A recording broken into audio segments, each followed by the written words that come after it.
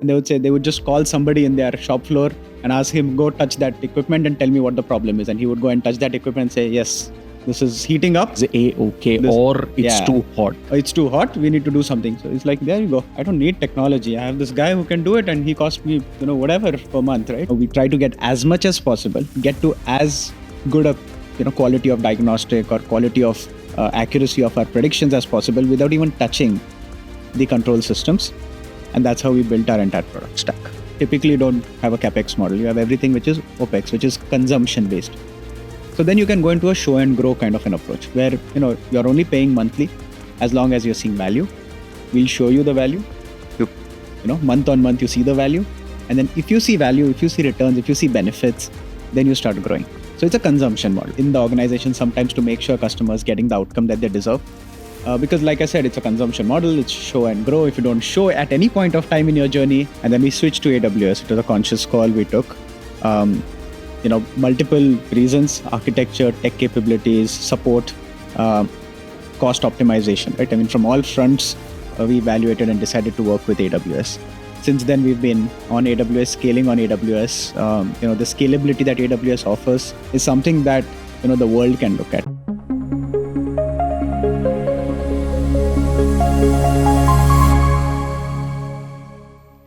India has a golden opportunity to improve its position in the global value chain by taking advantage of smart manufacturing. The issue is adoption. Many manufacturers allocate less than 10% of their budgets towards technology. Reasons include high costs, unclear ROI, workforce upskilling, and difficulties in integrating legacy systems. One startup is innovating to deliver production outcomes so that Indian companies can truly embrace the fourth industrial revolution. Well, good morning, good afternoon, or good evening, no matter where you are. Welcome to Crafting Bharat. This is your single source of truth for understanding the transformative power of startups across sectors. I'm your host, Gautam Srinivasan. Our featured startup for today is all about maximizing efficiency for heavy industries with light digital solutions. Let's give a big and warm welcome to the founder and MD of Infinite Uptime, Raunak Bhinge.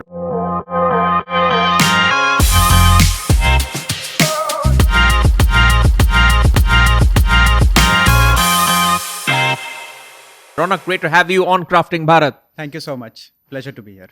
Well, the pleasure is all ours, Raunak. Well, time to hear how Infinite Uptime got the talking points, right? During its initial customer conversations on our first segment titled Ignite. Raunak, I was on a panel earlier and it was an interesting topic because it was speaking on how we are moving from industrial automation, where the basic use cases are there, to industrial autonomy, where we are talking more self-powered, self-analyzing, AI-based sort of maintenance and other advanced use cases. That got me thinking because when I saw and heard the panel, I realized that this has only recently picked up in momentum. Back in 2015, when you started Infinite Uptime, what were your top POCs around, say, production outcomes to solve for customers? How did your customer conversations pan out? Because abhi to sab digital revolution ye sab bol rahe hain. Times were slightly different 10 years ago. So the earliest customer conversations, any big client win at that time you were very proud of? Definitely. So yeah, I mean, early stages were always very difficult, right? I mean, you were trying to evangelize, a concept at a very early time before the entire digital revolution even started. So it was a lot of, trying to educate to customers what is possible and trying to put that vision into their mind that, this is actually where the industry can head, 5 years, 8 years, 10 years down the line. And this is an initial starting point which you can take on that journey. All right. So one of the, in the early days, one of our interesting customer stories or wins was at JSW Steel. Okay. It's a large steel plant in Vijayanagar in the state of Karnataka. Closest city to land in is about 4 hours away. So you have to fly in and then travel literally by car for 4 to 5 hours until you reach the plant. And this was just at the initiation of COVID, right? And very innovative and futuristic digital leader at the organization at JSW, actually took up the baton to actually do something different in digitization in the manufacturing space, and that's where they started working with us. So this was our first entry point into JSW. And I still remember in the peak of COVID, on the 14th of August at midnight, the digital leader of JSW and our team were installing, IoT sensors on their critical equipment in the plant because Mr. Jindal was going to come the next day for 15th August celebration, and they wanted to show it to him. Oh, so that gave you a certain sense of confidence that if a big name like JSW Steel reposes their faith in you and you manage to deliver, there is a significant opportunity for you in this space. Even though we are talking 2022, still 7 years away, but it still feels good when big names trust you to deliver on solutions. But in terms of, okay, you can say that's the big client. Any earlier conversation memories with customers that you remember? Anything that stood out? Quite Maybe a जैसे like few. ये क्या करती क्या है, क्या problem है इसमें, हमारे इसमें तो ठीक चल रहा है सब कुछ. What Well, was many the times we had conversations where we go in a large plant and we say, this, if you utilize a technology like this or a concept like this, you can digitize all the assets and you don't have to, walk to any asset. The asset will talk to you and tell you what's wrong with it. And then typically, they would say, hey, look, I already have a solution for that. And they would just call somebody in their shop floor and ask him, go touch that equipment and tell me what the problem is. And he would go and touch that equipment and say, yes, this is heating up. Everything is A-okay, or it's too hot. It's too hot. We need to do something. So it's like, there you go. I don't need technology. I have this guy who can do it, and he cost me, whatever per month, right? and then you just realize, probably not the right time. Maybe in 2 years there'll be a different story. The context of conversation needs to change. Exactly. एक बार boiler में कुछ issue आ जाए तब आपके पास आएंगे कि करना क्या. Correct. But it also gives me a pause for thought, because whenever we look at this sector, the manufacturing sector, there's always that issue which comes about when we talk about digital transformation and digitization कि बड़ा legacy सा infrastructure है, इसको modernize करने में बड़े challenges होते हैं. But one thing which struck me about your solution, it's truly plug and play, like you said, right? You're operating in a way that आपने equipment डाल दिया खत्म, it starts relaying that information.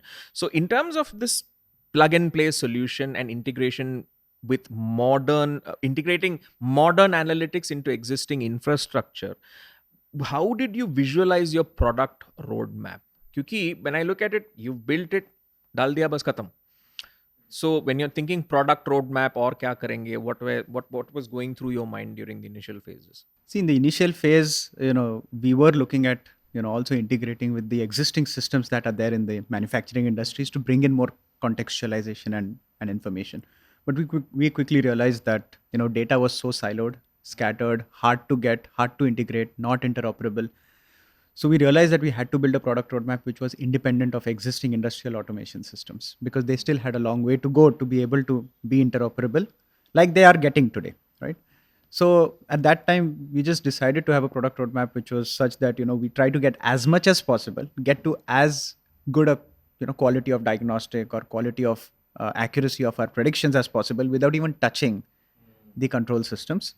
And that's how we built our entire product stack. At the end of the day, less sardard for everyone involved. Correct. Where correct. then a sort of a habit of experience comes in कि हाँ ये तो remotely सब कर रहे हैं, so मुझे अपने plant को सब बंद करके सब कुछ करके वो करने की जरूरत नहीं है. They are doing it remotely. Exactly. It's happening independently. The entire thing is happening independent of the current operating system. So they're not disturbing or coming in between anything that's running right now. There's no interference Exactly. in a normal plant operation. Fantastic. Which brings me to my next question, which is ROI. कितना देती है तो हम सबसे पूछ लेते हैं. तो when we look at it, companies of all shapes and sizes, they follow ROI, but the formula for measuring ROI is different for different size companies. So in that context, there's also the problem of linking upfront investment, significant upfront investment in industry 4.0 technologies to future profitability. Because abhi aapne bada amount spend kiya, the problem is tracking that ROI becomes a bit of challenging. So how did you navigate that? Some of the instances which I've seen in other sectors happening is they build that POC momentum ki pehle, let's say we address downtime, then we make sure that that's correctly done, then we advance the use case to predictive maintenance, and it's a step by step advancement in it when it comes to the ROI question. How did you deal with it? So see, there are two things to this, right? One is the ROI and one is the how do you get them to start consuming? So that also brings into the business model. So we decided that let's eliminate them having to put a lot of money upfront in advance on the table, right?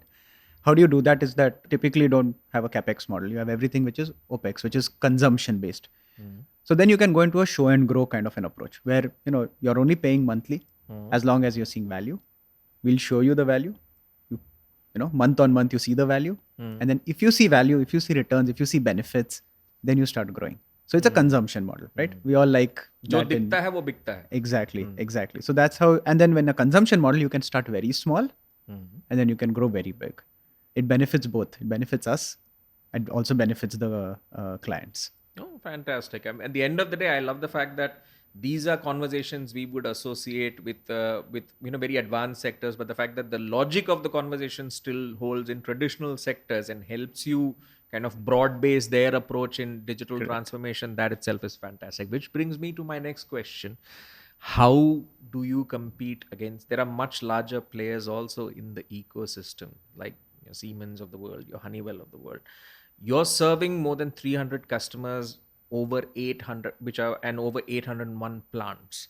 So how have you been able to compete so well? If you can expand, about your bottom-up approach versus the PLC approach of your competitors. I also believe your piezoelectric sensors, they can operate in very high temperatures, which is not what many of your competitors can do. So talk about your competitive USPs for our audience. So see, we've taken a very niche segment. It's a big niche, but it's still a niche, right? Okay. And we decided to go very deep in that niche and be the best in that niche. Whereas most of the large industrial automation companies or industrial solution providers typically go, with a very broad solution or a broad offering that we will digitize the entire plant, we'll take all the data together, then we will build use cases on top of that. Whereas we went with a very specific use case. Said, look, just diagnostics for your equipment, right? And in asset heavy industries, equipment are everything. Pretty much 80% of anything that moves, is something that we cover. So once you are taking care of a large problem, which is a very niche problem, and you do that really well, that's something that only startups can quickly, put their hand on. Because it focuses It's a very your focused mind on approach. solving that one problem. And that's where the value proposition also builds in, because if the asset is being taken care of by your technology, it extends the life of the asset, and then that value equation game which you mentioned Absolutely. plays to your benefits. Fantastic. I love the way how you've simplified these ideas for our audience to see that even something which appears complex in this space like manufacturing, there's a lot of applications in business which they can approach for their lines of businesses. So lots of perspectives to uncover. All right. Let's step back from the shop floor to the server room and get an inside look at the nuts and bolts of scaling up with infinite uptime on our next segment titled Launch. All right, today, Raunak, your clients span cement, steel, metals and mining, FMCG, chemicals, oil and gas, power, a whole host of sectors. Now, since you're serving such a diverse array of customers with vast amounts of data to be processed, how are you managing your own tech backend to scale up with the demands of your customers? So we've built a scalable methodology at the backend, both from a tech stack perspective, people standpoint, capability standpoint, capacity standpoint. But what is important is that we don't have to have a team specific to a specific industry segment. So what we do is we predict faults in equipment, and the same pieces of equipment are typically used across multiple industry segments. There are very few equipment which are very specific to a particular industry segment. So as long as the building blocks are common, you can have a common replicable scalable stack, and then it's only a minor change by industry segment depending on a very few small percentage of different assets which are specific to that industry. So that's how we've been able And to you have put that a together. common managed services divisions with Exactly. extensions as per industry segments and verticals that Exactly. you So operate we in. create separate AI models for separate types of assets which are not common to other industry segments. But most of the other standard equipment are already modeled in our platform. And is that a sort of an upselling opportunity that you look at? Because managed services are always in the tech sector, at least those are the upselling opportunities. Because if the managed service divisions educate their customers on the resolving problem, and B, hey, these are new product features or that you can explore, it is seen as a sort of an upselling opportunity. What's the rationale there? Is it just we solve customer problems because if the customer is happy, then they are still with us? That's the only Yeah, so mantra? we have a very customer centric approach. We do spend an extra amount in the organization sometimes to make sure customers getting the outcome that they deserve, because like I said, it's a consumption model. It's show and grow. If you don't show at any point of time in your journey, it's You need to make sure, because you're right, in a exactly consumption model, any one instance where correct. that CX experience is not what it should be, it immediately breaks the pattern. It's not a retainership model that many Absolutely. offer. All right, let me come to the way forward, because Niti, the AI co-pilot developed by Infinite Uptime, that's an integral part of your diagnostics as a service offering. Now, the idea, I believe, is that it allows factory teams to consume performance metrics instantly on a proactive versus reactive basis. Now, I saw a mention of it on a LinkedIn post with a question in the comment section about how Infinite Uptime envisioned leveraging LLMs to enhance predictive accuracy and scalability in monitoring machine health. So, what's your basis that? What's your plan with Niti and beyond? So Niti is we are using existing LLMs and fine tuning that specifically for the manufacturing use cases. The idea there is to make the engagement more versatile, more straightforward, more streamlined with all our users. So our users are not people sitting in AC offices in the corporates, right? They are all the people sitting in the plant and making the actual plant run, making things happen. And for them to consume complex, technical data is not the right approach. So simplifying that into a language that they understand, which is plain, simple English, Hindi, Marathi, Kannada, whatever is the language, which is a simple outcome or an insight which they need to act upon, is what we are working towards, right? So that's what Niti does. It makes me wonder, because I had once interviewed someone at an auto ancillaries plant about an AI system that they had, where they said that my entire folks on the shop floor are uneducated. So we are having this sort of visual interface driven program that we're doing, where in terms of predictive maintenance and other aspects, we're bringing in technology. Makes me wonder if they were an Infinite Uptime client. I didn't ask that, but you never know. All right, let's get a dashboard view of the outcomes that AWS has enabled Infinite Uptime to deliver for its clients on a mini segment titled Boost. Raunak, take us through the highlights of how AWS enables you to optimize your value proposition. Because as you said, you're in a consumption model, which means every day is a new day when it comes to you delivering on your customers' needs. In this really challenging paradigm, how does AWS enable you to enhance your value proposition? Sure. So, we were on a different cloud provider for a long time. And then we switched to AWS. It was a conscious call we took. Multiple reasons: architecture, tech capabilities, support, cost optimization, right? I mean, from all fronts, we evaluated and decided to work with AWS. Since then, we've been on AWS, scaling on AWS. The scalability that AWS offers, the optimization that the platform offers inbuilt, plus, of course, the team that works closely with us from AWS to help us ensure that we are optimizing, we are using the right architecture, all helps us, further optimize and scale for the customers. And anything to share moving forward? How do you see your partnership with AWS helping you? Absolutely. I mean, we are working, closer and closer with AWS. We are also looking at being a global company. We have teams, in the US, in the Middle East, Southeast Asia, Japan, and we are working closely with AWS to see how we can work together to enhance our reach and enhance Fantastic. how this solution can support and scale more organizations. I have lots of questions to ask you on your global expansion, but for that, we'll have to head into our next segment. Time for some predictions around India's smart manufacturing ambitions as it strives to become a global hub on our final segment titled Orbit. All right, before we come into the expansionary plans that you have, I want to get a bird's eye view perspective from you on a few issues. What new avenues of growth, Raunak, in your opinion, will these innovations around predictive maintenance, expansions of industrial IoT, faster data driven decision making have on the Indian business ecosystem for the next decade? And how do you see infinite uptime playing a role in driving the smart manufacturing ecosystem forward, especially as we have that Mission 2047 framework to look for? Correct, correct. Well, so most importantly is, if you're able to produce more product from an existing plant or an existing, asset base or capital base, it's obviously going to make the plant more efficient, more productive, higher top lines, higher profitability. More importantly, super competitive in the market as well, right? If you're running at, well over the 90 in terms of percentage reliability, uh, decision making from a capacity standpoint can be made very well, right? As compared to plants which have very low reliability. So even if you want to take a decision in terms of how you want to distribute your manufacturing for a conglomerate, it becomes very hard to predict whether you'll actually get that result or not. So this makes manufacturing industries very resilient. So industrial IoT, digitization, these are all at the end of the day, these are tools.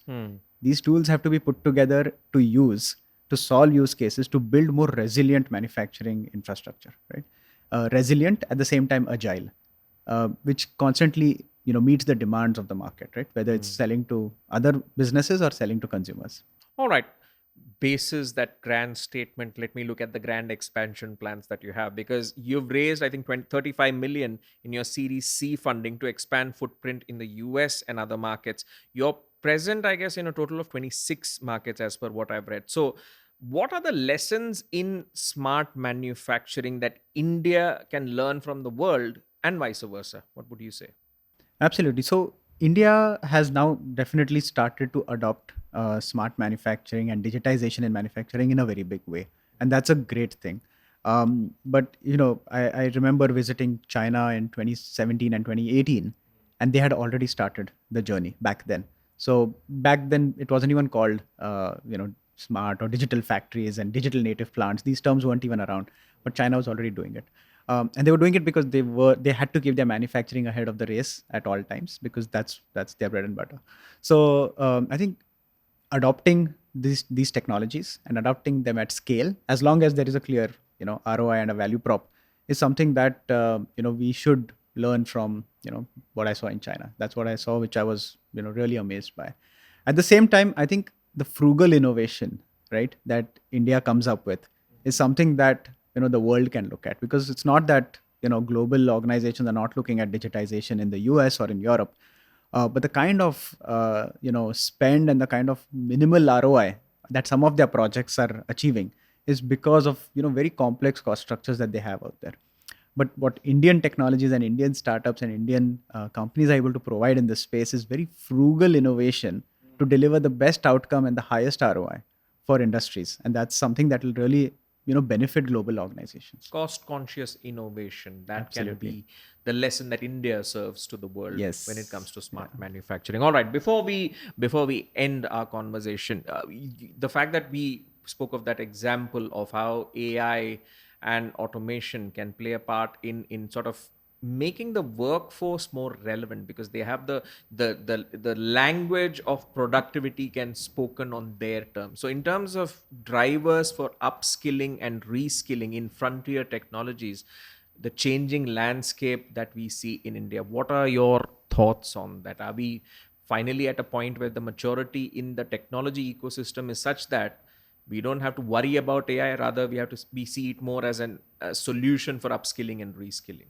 in No, your absolutely. space? Absolutely. In our space, when we're talking about manufacturing industry or serving manufacturing industry, AI is only going to help. It's going to help boost, multiple use cases, and the ability to use this to their advantage, to realize that value, to take actions based on data rather than intuition in the plants, is the leap that is being taken today. Right? People are getting actual data, insights, real time outcomes from neural net models, for example, right? And actually taking decisions in the shop floor based on that, rather than intuition or month old data, which used to be the past practice. We are seeing that already happen today. So people are upskilling themselves in these plants. They are able to make use of these technologies, and the more they do that, the more they'll benefit, and the more the companies like Infinite Uptime and others in the space will be able to create more value. All right. Technology to augment the power of the workforce rather Correct. than being a replacement part Oh, of the absolutely. workforce. All right. Time to press stop on this assembly line of ideas and insights for running a startup that serves as a lighthouse for manufacturing companies in India to reach the shores of growth and innovation. Raunak, it's been a pleasure to speak with you here on Crafting Bharat. Thank you so much for joining us. Thanks. It's my pleasure. And thank you to our viewers for tuning in. Till next time, this is your host Gautam Srinivasan signing off.